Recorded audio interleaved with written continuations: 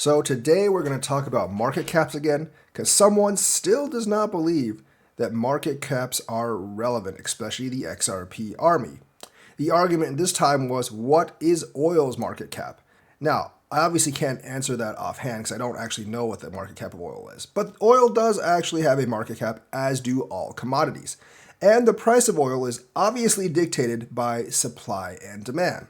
What is the market cap of oil? Well, it's not hard to do a little bit of a Google search. And the total market cap of oil and gas industry is substantial, with the 350 largest companies collectively valued at $7.2 trillion. Leading companies like Saudi Aramco, ExxonMobil, and Chevron have market caps exceeding $240 billion. Now, that includes their equipment, obviously labor, supply chains, and whatever they have actually in reserve. So you might be thinking, well, why don't they just dig more out of the ground? That would actually increase their market cap. But remember, it's constrained, like crypto, by supply and demand. Remember, recently, OPEC has actually agreed to increase the oil production by about 411,000 barrels per day. That, combined with the fact that economic projections have the demand of the slowing increase in the demand of oil projecting down, has actually resulted in oil price dumping from roughly about $75 2 months ago to about $60. So they just can't, drill stuff out of the ground more to make more money, because once again, it's constrained by supply and demand. And if they drill more out of the ground, it's going to make each unit less. Now, the market cap of oil does not include all the oil that's not drilled, because that oil is not in circulation, if you want to put it in crypto terms. For instance, crypto's market cap is price times circulating supply. Oil's market cap, the amount of reserves that you hold is about the same, is calculated kind of the same way. Price per barrel times how many barrels that you've already drilled. The stuff that's, in the ground does not count because you don't have it yet. Pretty simply put. The reason that OPEC wants to increase the production of oil is actually for nefarious purposes, obviously, and America cannot control that because America doesn't control OPEC. So the reason is because there's certain extraction methods that are more expensive than just, kind of like getting the stuff out of the sea floor. That includes kind of like the shale oil and the tar sands oil and other stuff like that. It just costs significantly more to actually produce oil from those resources. The oil's there, but it's very expensive. So if they can actually drive down the price enough, that will put those guys out of business. And once they put those guys out of business, they can jack the price up again. It's kind of like predatory pricing, but once again, the US can't really do anything about it because the US does not control the amount of oil produced. OPEC is a multinational institution. They're extremely powerful, and they operate mostly in the Middle East and not within the United States. So the US government can do very, very little about it, because if they could, trust me, they would. So the whole question about trying to use what's the market cap of oil to argue that market caps don't matter is completely stupid, because market caps do matter to oil. And if you increase the supply of oil, you decrease its price. Now, oil is very different from any altcoin like XRP because there is a ton of demand for it. All of our machinery pretty much runs on oil, and it's readily consumable. So like the supply just doesn't increase because as you dig it out of the ground, it's also being consumed. And so I think the supply that's out there remains kind of constant. Obviously, there's fluctuations based on supply and demand. Whereas an asset like any altcoin, whether it's Cardano, XRP, etc., doesn't really have that much of a utility demand because very few people actually use the coin. You could actually say DeFi is a use case for a lot of the L1s, but even DeFi is solely in the financial field, and most people use DeFi to try to make more money. They're not actually truly like consuming it in the way that they're consuming oil, and the coins don't disappear. They're just held by someone if they're actually using it for DeFi, where oil, obviously, when it's burned, it disappears. So essentially, like a giant industry like oil, where the produce is readily consumed, has about a $7.2 trillion market cap And this is the substance that everything runs on. And if they try to increase that $7.2 trillion market cap by drilling more oil, guess what? The market cap actually tends to go down because you have an oversupply. That's why market cap supply and demand actually matters for all commodities, because it exists for all commodities. It's not just like, yeah, it's oil, so it doesn't have a market cap. It indeed does have a market cap. It's not that hard to calculate. It's basically the amount of oil that you've drilled versus basically the demand for the oil. Or like the market cap is the amount of oil you've drilled times the price of oil. If you want to ask about oranges, it's about the same thing. Yes, indeed, it does have a market cap, and it's far smaller than oil.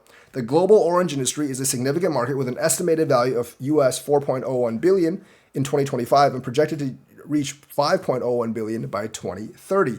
You might say, like, well, that's nonsense. There's a lot of oranges out there. There is a lot of oranges out there, but each individual orange does not actually amount to much in terms of value. It's very, very cheap in general, especially the production of it, because it's in other countries. And yes, the price of oranges fluctuates between regions, obviously, based on cost of living. So, any commodity, whether it's oil, oranges, etc., does actually have a market cap, and the market cap does actually depend on supply and demand, which is why big supply cryptos generally don't have that much individual value, because Bitcoin has a supply of only 21 million, which is very, very small for most compared to other cryptos. So it's worth $96,000. Whereas something like Cardano with 40 billion supply, I believe, each individual unit's going to be worth a lot less. Same thing with XRP with 100 billion supply. And most things, even if they get to Bitcoin's line of adoption, which is mainly still financial with like funds and ETFs and stuff, and the various ETFs won't have the same demand as the Bitcoin ETF as shown by Ethereum ETF. Realistically, they're just not going to have Bitcoin's level of institutional demand, so they're not going to have the same market cap. But that market cap is constrained, like all market caps, by supply and demand. Gold is a little bit of an outlier, but it also has a market cap. That market cap right now has grown to about 22.3 trillion because of the big rise in gold price recently. Now, gold does, unlike Bitcoin and altcoins, does actually have industrial use case, although that's not what most of its value is based on. You need gold to make things like teeth fillings, obviously, jewelry, but also in a lot of electronics, because gold doesn't tarnish, and it has certain metallic properties that are very difficult to reproduce. So you actually do need it in industrial production, and it really can't be substituted.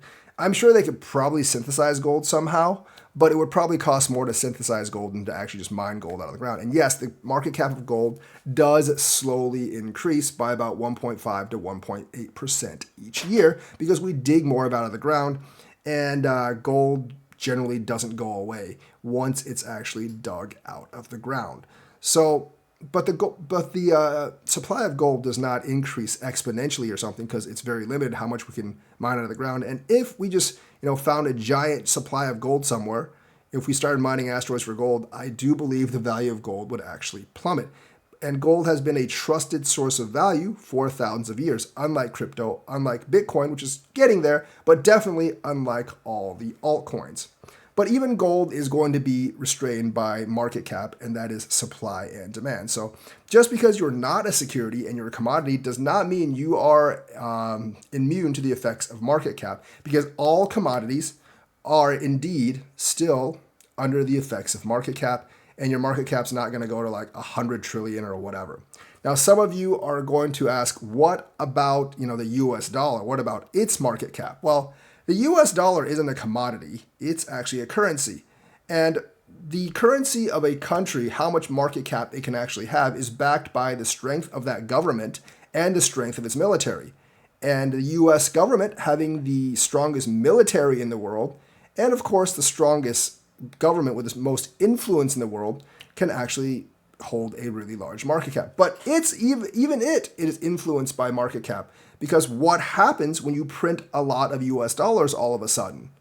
Well, the value of USD in relative to other commodities or goods starts to go down. We saw that after the stimulus effects of COVID. Now, since everything is actually pegged to USD, USD obviously does not fall against USD, but USD will fall against stuff like, eggs, houses, things that you actually buy with USD. So even currencies are somewhat constrained by market cap.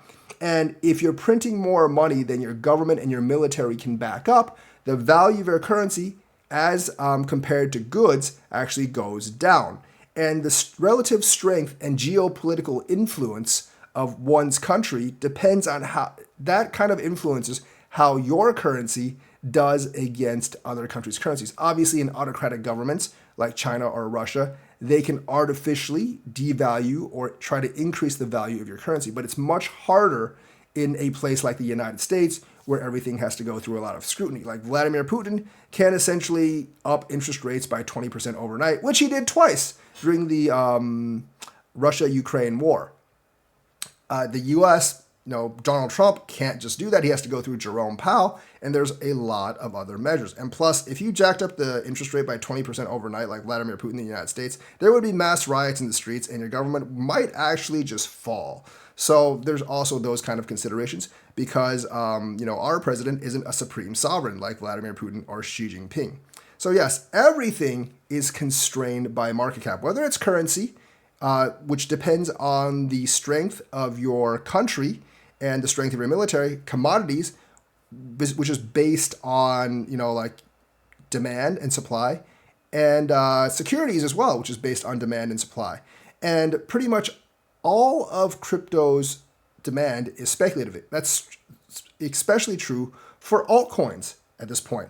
Very few altcoins have industrial utility use. That is not really a part of the calculation. It's all about people's belief in what their future use is and what their future value is, and they want to hold it for exponential or life-changing gains. Because when you look on crypto Twitter or crypto social media, that's all you ever hear. I want this for life-changing gains. Very few people are actually using that crypto for any kind of purpose, whether it's money transfer or actually buying stuff. Yes, there is some volume from places like Stripe where you use crypto to actually purchase goods, but that's tiny compared to the overall speculative nature of the market for any coin. Same thing for money transfers. Yes, people do use USDT and USDC, and honestly, the stable coins are the only ones that are actually that useful for money transfer, especially to big institutions. But for other cryptos, there's people that'll use XLM, XRP, Tron, Solana, whatever, to move some value. But the vast, vast majority of it, like 99.99% or more, is going to be completely speculative value. And that's very much unlike oil or oranges, because those are readily consumed. And as for the market cap of oranges, it does stay fairly stable because oranges have a shelf life. So there's not really any concern about if they last forever, we'll just accumulate oranges because, they get moldy and then they're no good anymore. No one eats moldy oranges. At least I hope not. Anyways, that's kind of the explanation of why market cap affects everything, whether it's commodity, security, or currency.